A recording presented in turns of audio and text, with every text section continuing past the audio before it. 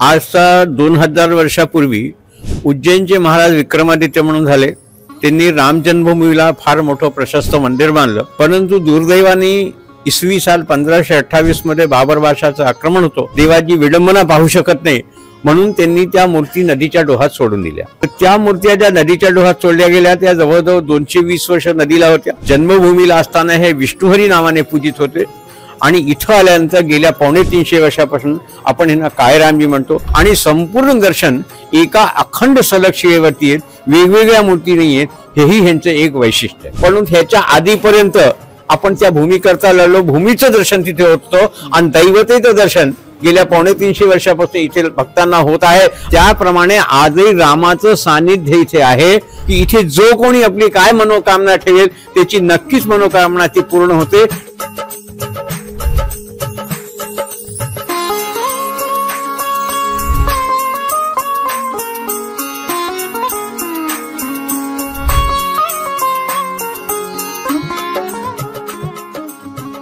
नमस्कार, आता आपण येथे अयोध्येत उभे आहोत श्री काळेराम या मंदिरात। होय, नाशिक येथील श्री काळाराम मंदिर महाराष्ट्रातील नव्हे तर सर्वांना सुप्रसिद्ध आहेच, परंतु येथे अयोध्येत सुद्धा श्री काळेराम हे मंदिर या नावाने इकडे आहे। या मंदिराचे जे प्रमुख आहेत त्यांच्याशी याविषयी या मंदिराचा इतिहास आणि सर्व पार्श्वभूमी आपण जाणून घेणार आहोत। महाराज, काय या मंदिराविषयी आपण सांगाल? हे आपण जे दर्शन घेत आहे हे राम पंचायतन आहे, राम लक्ष्मण सीता भरत आणि शत्रुघ्न। आणि हा मूळ विग्रह आजचा 2000 वर्षापूर्वी उज्जैनचे महाराज विक्रमादित्य म्हणून झाले। त्यांनी राम जन्मभूमीला फार मोठं प्रशस्त मंदिर बांधलं। 84 कसोटी दगडावरती फार मोठं मंदिर होतं आणि त्या मंदिरात या राम मूर्त्यांची स्थापना केली।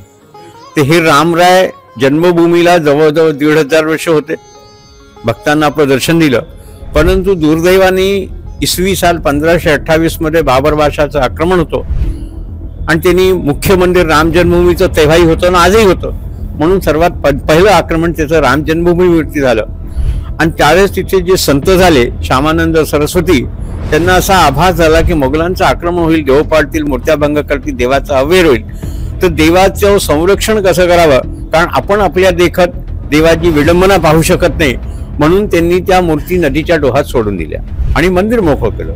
यवनांनी आक्रमण केलं तेव्हा त्यांना तिथे मूर्त्या प्राप्त झाल्या नाहीत, फक्त बिल्डिंग मिळाली, तीच पाडून त्यांनी ती मशीद केली। तर त्या मूर्त्या ज्या नदीच्या डोहात सोडल्या गेल्या त्या जवळजवळ 220 वर्ष नदीला होत्या। 1528 ते 1748 पर्यंत। 1748 दरम्यान एक महाराष्ट्रीयन ब्राह्मण झाले नरसिंहराव मोघे, त्यांना नदीच्या डोहामध्ये आंघोळ करताना त्या मूर्त्या प्राप्त झाल्या आणि त्यांनी आणून इथे एका झाडाखाली स्थापन केल्या। मूर्त्या प्राप्त होताना प्रथम उद्गार त्यांचा तोंडून निघाला काळेरामजी मिळाले म्हणून ते काळेराम नावाने विख्यात झाले। तसंच जुनं नाव विष्णुहरी आहे।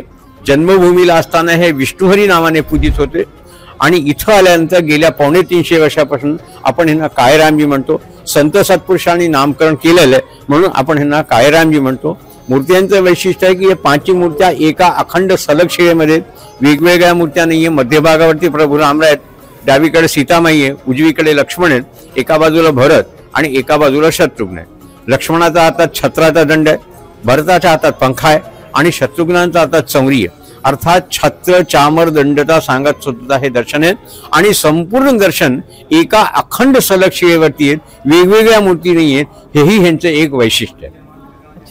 आणि महाराज, या मूर्तींचं सगळं राम जन्मभूमीशी काय नातं आहे? मूर्त्या 1500 वर्ष राम जन्मभूमीला होत्या आणि इथं येऊन 350 वर्ष झाले आहेत। तो राम जन्मभूमी हे भूमी ठिकाण आहे म्हणून त्याच्या मागे आजही भूमी शब्द लागलेला आहे, कारण आपण गेल्या 500 वर्षापासून त्या भूमीकरता लढत आलो। रामाचा जन्म तिथे झालाय, त्या भूमीवरती झालेला आहे, अशी श्रद्धा आस्था भावना त्या भूमीकरता होती म्हणून आपली भूमीची लढाई त्या ठिकाणाकरता होती, म्हणून आजही तिथला राम जन्मभूमी हा शब्द आहे, भूमी शब्द त्याच्या बरोबर लागलेला आहे तिथे। पण भूमीचं दर्शन आज पावे तो आता मंदिरचं निर्माण झालेलं आहे, आता रामरायाचं दर्शन तिथे होईल, पण ह्याच्या आधीपर्यंत आपण त्या भूमीकरता लढलो, भूमीचं दर्शन तिथे होतं आणि दैवतेचं दर्शन गेल्या 350 वर्षापासून इथे भक्तांना होत आहे, आजही होत आहे आणि पुढेही होत राहील। हा दोघांचा अनन्याश्चित संबंध आहे। आणि महाराज या एक शेवटचा प्रश्न की या मंदिराचा दिनक्रम, पूजा अर्चा आणि याविषयी आम्हाला सांगा. ह्या मंदिरची पूजा अर्चा व्यवस्था वैदिक विधीने होत असते. सकाळी 5 वाजता उन्हाळ्यामध्ये आणि थंडीच्या दिवसामध्ये 5:30 वाजता काकड आरती असते.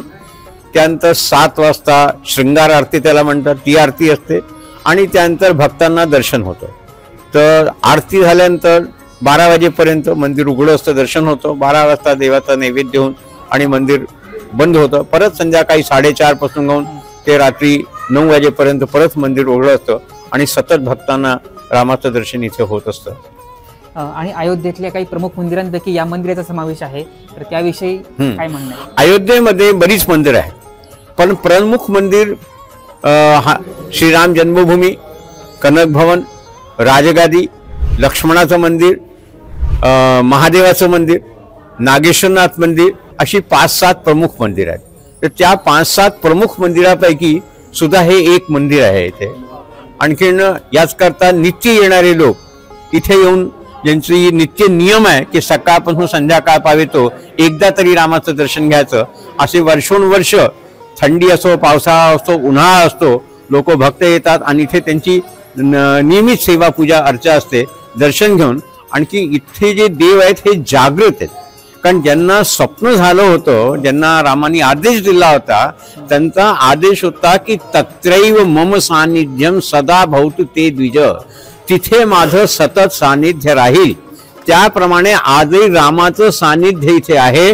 म्हणून इथे आलेल्या भक्तांना जी लोक प्रार्थना करतात, विनंती करतात, काय आपल्या मनाची त्यांची इच्छा असेल ती रामापुढे मांडतात आणि आमचा असा पूर्ण विश्वास आहे की इथे जो कोणी आपली काय मनोकामना ठेवेल त्याची नक्कीच मनोकामना ती पूर्ण होते. याकरता या देवळात येण्याची संख्या, लोकांची बरीच संख्या जास्त आहे आणि आजही राम भक्तांना प्रभू रामराय दर्शन देऊन आणि त्यांच्या मनोकामना पूर्ण करतात.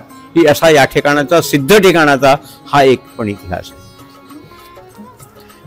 आता आपण बघितलं की अयोध्येतील श्री काळेराम मंदिराची जी परंपरा आहे, जी प्रदीर्घ परंपरा आहे अनेक वर्षांपासूनची, ती गुरुजी गेल्या अनेक वर्ष नित्याने जोपासतायत. त्यामुळे जे विशेषतः महाराष्ट्रीयन लोक जे अयोध्येत येतील तर त्यांनी ह्या रामाचं दर्शन घेतल्याविना जाऊ नये. त्यांनी जरूर या काळेराम मंदिराचं दर्शन घ्यावं असं आपणा सर्वांना नम्र विनंती आहे.